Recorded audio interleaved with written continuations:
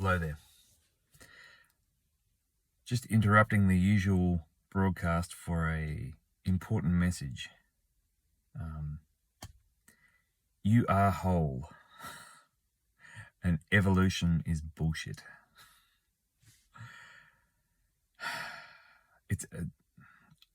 Like, I know where it's come from. I was going to say I don't know where it's come from, but I know where it's come from, right? These theories, these ideas. But when we carry theories with us back into life again, they can be really dangerous. And that's kind of sometimes the point of floating these theories out there. Like the idea that evolution is a thing, like you're evolving from one thing into another. Like, who are you?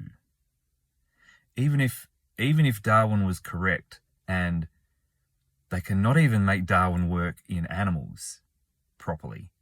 Plants, nah, kind of. Humans, no. They cannot make Darwin's evolution theory work in humans. Full stop. End of story. They just can't. It's impossible.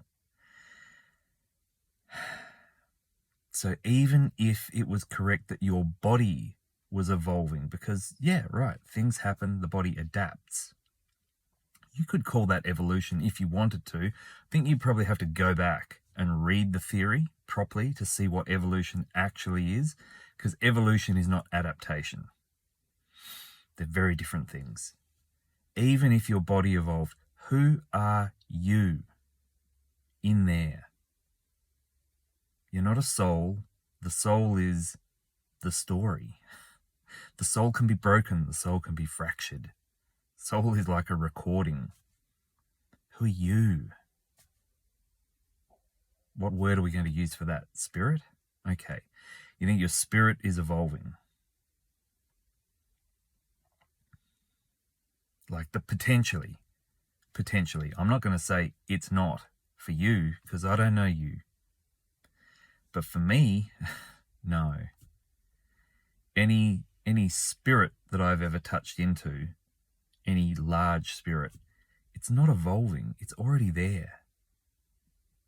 It's trying to feed itself down into these systems enough that knowledge and wisdom and experience can unpack in here. And maybe that feels like evolution. I don't know. But the spirit's kind of, it's done it. It's been done. It's almost like the Vedic idea of coming from perfection and becoming less. Like the cycles go backwards until everything blows up and then it starts again at the golden age. Like things get worse over time, not better.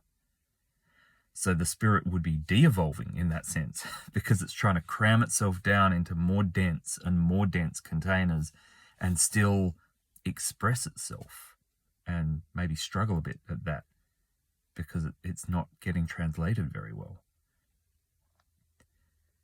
So this language of, well, it's good for me, it's good for the world, it's good for humanity, we're evolving into something new. No, you're not. Really, like, come on and think about it. Just for a bit. Really feel into it. Don't even think about it. Feel it. Like, who in you is actually evolving? Really. Like, you're already whole. You're already there. If you could connect to that part of you, that's poor language as well. You're already connected. If you could clean up the connection so you could understand it for what it actually is, you would realize perhaps that there's a bit of you that is already whole. It's not broken. It can't be broken. It can't be blocked. It can't be hijacked. You're not blocked. You're not broken. You're not shattered. You're just subverted. You're tricked. There's no blockage between you and this thing. There's a filter put in place. There's a screen. The glasses are cracked. They're grimy. They're dirty. They've got paint all over them. You could hardly see through them. But it's not blocked. It's just messed with. It's just distorted.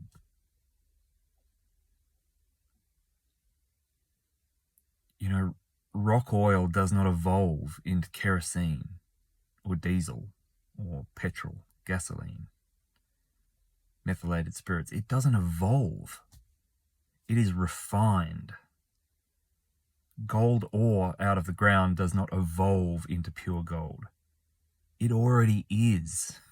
It's just in a slightly different form, and you need to refine it. That's taking out the bits that are glued to it or stuck to it that don't work. It's kind of separating. It's been all smushed together, and we're going to separate out the bits so we can use it in different ways. But it's whole. It's already whole. You're already whole. There aren't any blockages at all. There's just stuff in the way. There's just baggage. And the more work that is done removing the programming, removing the baggage, removing the filters, removing the distortions, the more you realize how whole you actually are. And that you weren't blocked. And that you weren't evolving. You're already there. You're just like covered with heaps of crap. And we just need to keep pulling the crap off. And it's like, when I'm done, I've done all that work. Look, I've been working for decades. I've done all that work. Yet here you are. You've never done all that work. Like, unless you're walking through walls, I don't think you're even close. There's more to be done. But the transmission doesn't ever get blocked. There's a part of you that knows. The idea, the feeling, the language, the verbiage around I'm blocked. I need to evolve. It's an illusion. And what does that even mean? Like illusion. Light mansion. It's a house of mirrors. That is the actual definition of Maya, the Vedic Hindu term for illusion. Maya was the name of the castle, the palace, that was built by the master architects as a puzzle box, as a game, with false stairways and weird mirrors and doors that didn't go anywhere. And it used tricks of the light to get you stuck in there, walking around in circles. As fun. It was a puzzle box. They called the palace Maya. It's an illusion. That's why closing your eyes can be so helpful. That's why going in a dark space can be so helpful. That's why those people go into caves for 20, 30, 40, 50, 100 days. Sometimes they never come out. Sometimes they're dead. Sometimes they're catatonic and they can't revive them. But it's an age-old thing for switching stuff on. It's to get yourself in a deep, dark cave and walk the food back slowly over a week, and walk the water back, and walk the candlelight back until you're just sitting there in the dark. I think in China they call it the small death. Because something will die when you do that, if you do that for long enough. But it's not just in Asia where they do it. These caves, under monasteries, under temples, they're everywhere. They're built to a certain proportion. They've got a certain resonance, so when you breathe, the frequency works on you in a certain way. No visible light is getting in. No illusion. It's just you and you, until you work out that you are everything. Or you don't, and maybe you die. Whatever that means, you know? If we're gonna say we're already dreaming and we're already dead in here, well then you don't die, you live. You get out. But this stuff, this language of blockage and brokenness, and this is what keeps people trapped. I mean, the languages are, don't get me started on the program of language, right? But these concepts, these ideas, this fear keeps you where you are. Because if you don't think you're going out of your body, everyone is getting out of their body. Everyone. You sleep, you're getting out of your body. It's just all there is to it. You're looking to have an out-of-body experience or get into an out-of-body state where you're conscious while you're out of the body. Yeah.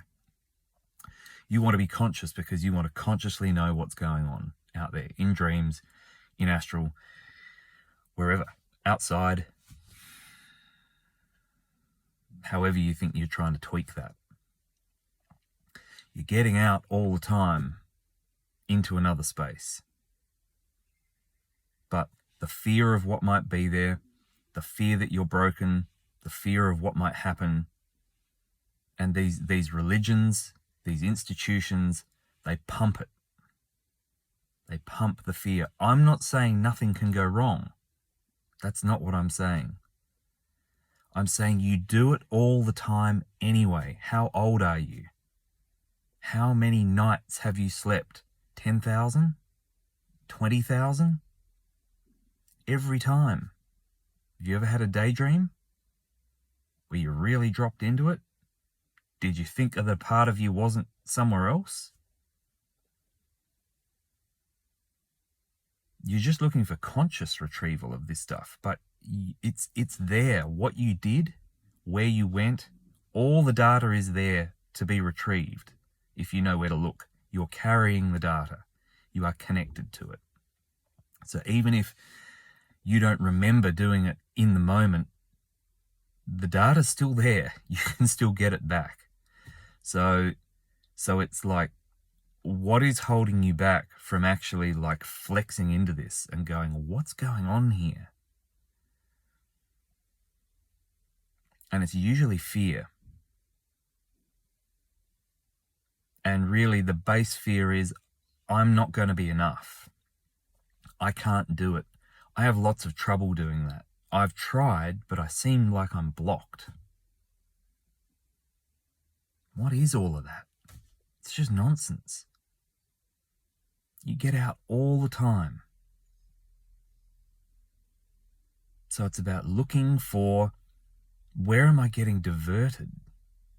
Where am I getting the brain slide where I can't focus and I get pulled off and I fall asleep and where's that going on?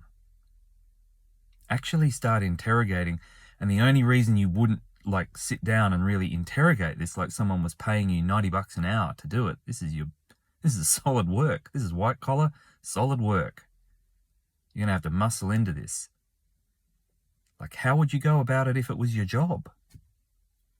And someone was paying you and they might fire you if you don't do it well. Like, you can be freak out about, maybe I'm going to get fired. But after you've done that, you're like, I guess I'll get to it. I'll muscle up and I'll get into it and see what's going on.